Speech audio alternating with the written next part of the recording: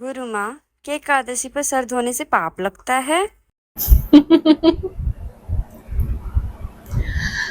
देखो, व्रत का जो कार्य है वो है तन और मन का डिटॉक्स। प्राचीन मान्यताएं ये कहती हैं कि अगर हम एकादशी के दिन बाल धोते हैं, कंघी करते हैं, सर में तेल लगाते हैं इत्यादि, तो हमारे जो पुण्य है वो घटते हैं। लेकिन हमें इस बात को ठीक से समझना होगा कि इसके पीछे लॉजिक क्या है। व्रत का मकसद ये होता है कि हमारे शरीर को एवं हमारे मन को एक प्रकार का संयम मिले, हम भक्ति में और ज्यादा बढ़े, फोकस कर पाए। लेकिन जब आप बालों को धोएंगे, उसमें तेल लगाएंगे, उसकी स्टाइलिंग करेंगे, तो आपके पास भक्ति के लिए समय ही कब बचेगा। लेकिन इसका मतलब ये भी नहीं है कि आप पूरे दिन व्रत रखे हैं तो हबूड़े से बन के घूमते रहे।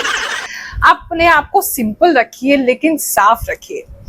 यानी कि आपका फोकस जो है वो फैशन नहीं होना चाहिए, उस दिन फोकस आपका भक्ति होना चाहिए। उसके लिए आप टाइम ब्लॉकिंग कर रहे हैं ताकि ज्यादा समय इन सब चीजों में आप ना लगाते हुए भक्ति में ज्यादा समय लगाएं।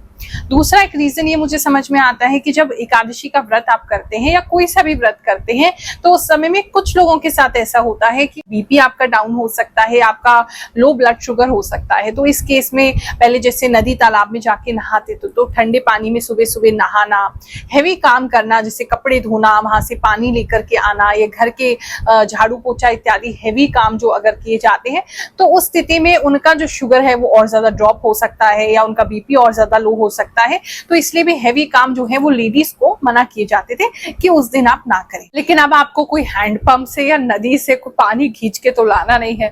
फिर भी आपको अगर जरा सा भी डाउट है तो अपने मन में डाउट ना रहने दें और दशमी के दिन ही आप सर धो लें, ताकि एकादशी पे आप अपने आप को फ्रेश भी फील करें और आपका फोकस भक्ति में भी लगा रहे।